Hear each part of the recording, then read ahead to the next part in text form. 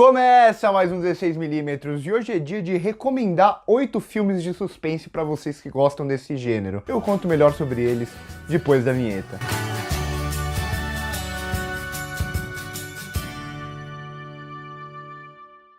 Diferente de outras listas que a gente faz no canal, aqui não é um top 8, não tá do melhor pro pior e não são os 8 melhores filmes de suspense na minha opinião. Na verdade eu tentei fazer uma lista diversificada com filmes que eu gosto muito, que eu acho que todos deveriam assistir. O primeiro filme da lista é um que não poderia faltar, é talvez o melhor filme de dupla policial já feito. Eu tô falando de Seven, de David Fincher. O filme conta a história do experiente detetive William Somerset, que está a ponto de se aposentar e é colocado a cargo de um caso de assassinatos em série ao lado do jovem e recém-chegado David Mills. Esse é um dos meus filmes favoritos do David Fincher e tem um elenco que é incrível: Brad Pitt, Morgan Freeman, Kevin Spacey, Gwyneth Paltrow. E esse filme é mais do que um filme só sobre policial, ele é um filme sobre o mundo.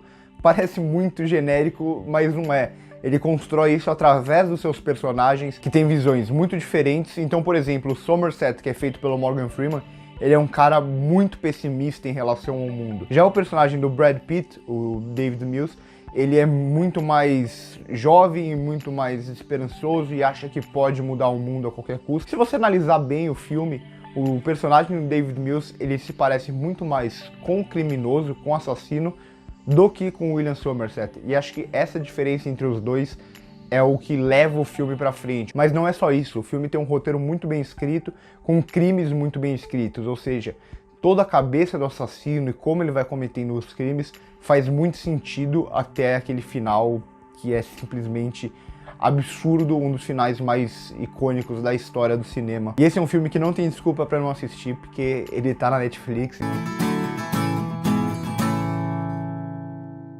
Seguindo com grandes diretores, o segundo lugar da nossa lista tem Denis Villeneuve no filme Os Suspeitos. É o filme Os Suspeitos de 2013, não confunda com o de 95 que tem o Kevin Spacey, que também é muito bom, mas eu deixarei para falar dele em outro vídeo. Nesse filme de 2013, a gente tem a história de um carpinteiro que tem sua filha e uma amiga dela sequestradas.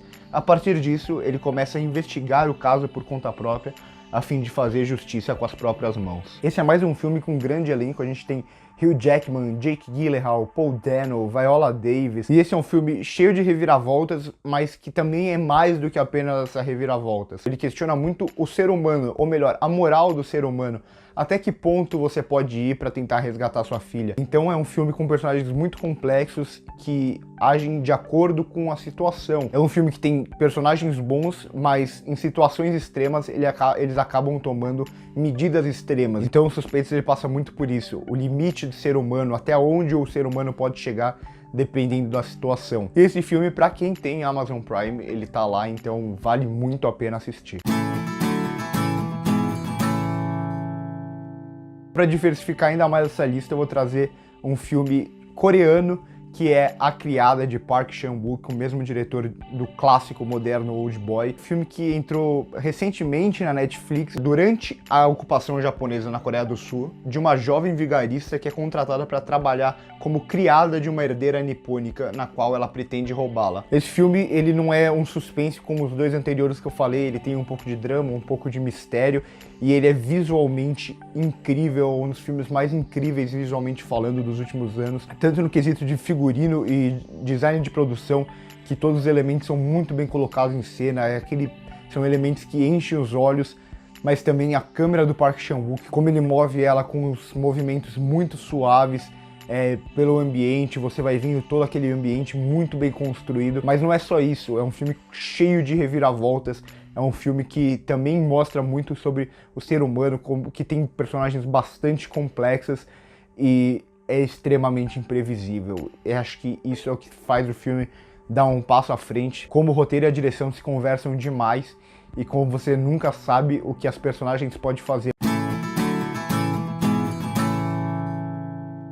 Bom, mas se até agora eu falei de filmes mais recentes, filmes de 95 para cá, agora é a hora de entrar num filme um pouco mais antigo e um filme noir, um dos melhores filmes noir, eu tô falando de Relíquia Macabra, de John Huston, filme que tem no elenco grandes nomes, entre eles o protagonista Humphrey Bogart. E como é clássico no gênero noir, o filme conta a história de um detetive particular que se envolve em uma investigação para recuperar uma estatueta de valor incalculável. Esse é, sem dúvida, um dos meus filmes favoritos desse gênero, do gênero noir, que é um gênero que eu gosto bastante, que é basicamente um gênero de detetive, mas com muitos elementos visuais que diferem ele, e são filmes sujos. O que eu quero dizer com isso? Sempre tem personagens dúbios, são filmes de certa forma pessimistas ali da década de 40 e 50, gênero que de certa forma influenciou bastante a nova Hollywood, por exemplo. Então aqui ele tem toda essa fórmula do gênero noir, com personagens dúbios, é um filme bastante pessimista, é um filme com crimes, que sempre tem crimes nos filmes noir, mas a construção dele me agrada mais do que outros filmes desse gênero. E o que eu gosto bastante é como esse filme ele é levado por um MacGuffin. O que é o MacGuffin? É o que o Hitchcock usava muito.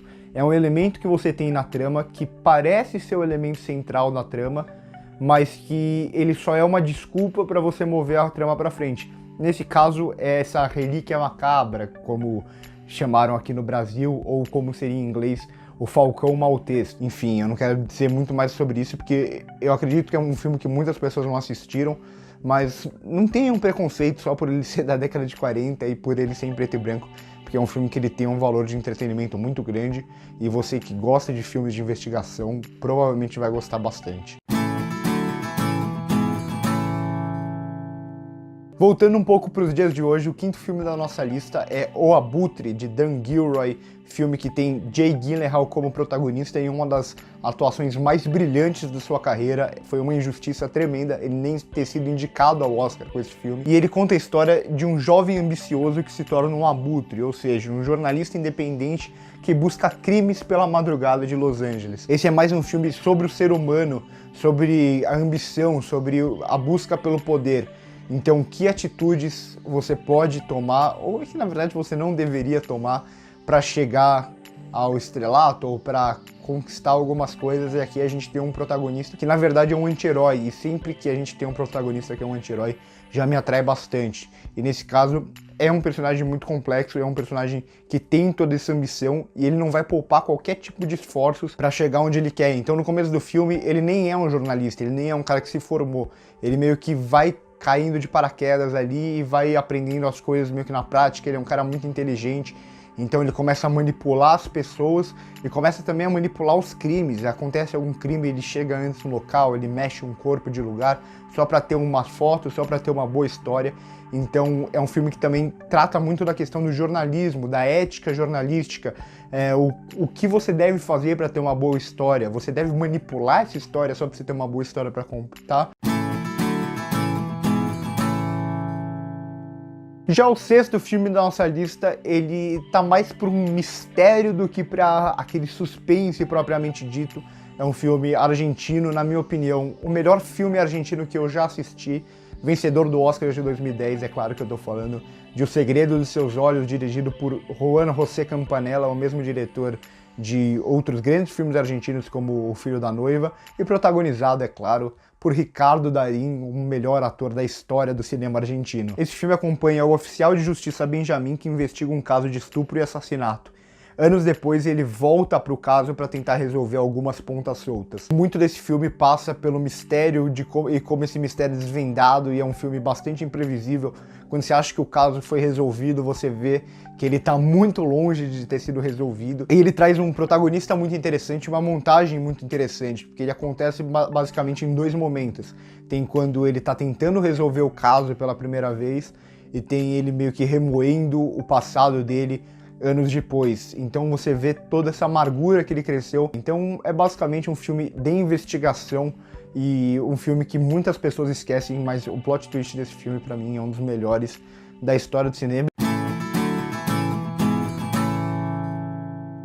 Já o sétimo filme dessa lista, eu vou trazer Christopher Nolan em um dos primeiros filmes da carreira dele, e na minha opinião, um dos melhores. Eu tô falando de Amnésia, filme protagonizado por Guy Pearce, que conta a história de Leonard, um cara que tenta capturar o assassino de sua esposa. Só que ele tem um grande problema, ele tem a perda de memória recente. E com isso ele vai ter que aprender a viver com esse problema, então ele tatua muitas coisas no corpo para quando ele acordar ou quando ele perder a memória, ele lembrar daquilo, ou também tira foto e escreve nas fotos, então ele tenta fazer artifícios para ele lembrar em quem ele pode ou não confiar, e esse filme é simplesmente maravilhoso como ele é construído. Ele tem cenas coloridas e cenas em preto e branco, então um conta coisas que estão acontecendo linearmente, enquanto o outro vai contar meio que a história de trás para frente, e tudo isso com uma montagem que vai intercalando ela de uma forma muito orgânica, que funciona muito bem. Então ele basicamente, o que o Nolan faz aqui é colocar o público dentro da cabeça do protagonista. Ele cria essa confusão mental e a gente, por quase todo o filme, a gente não sabe o que está acontecendo, a gente não sabe em quais personagens a gente deve confiar ou não.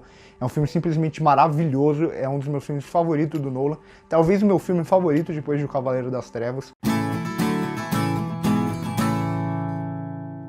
E o oitavo filme dessa lista não poderia faltar. Se a gente está falando de suspense, não teria como deixar de fora o mestre do suspense, Alfred Hitchcock.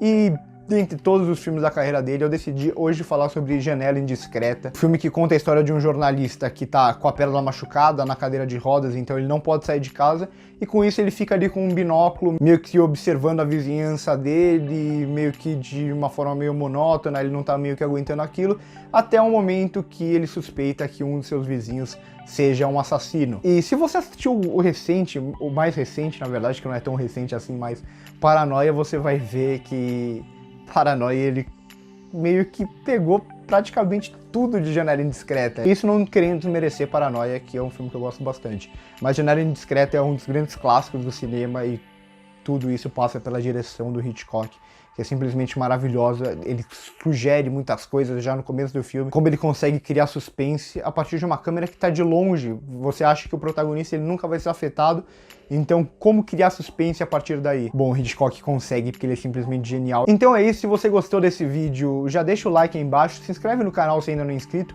e comenta aí embaixo qual seria a sua lista. É isso e corta.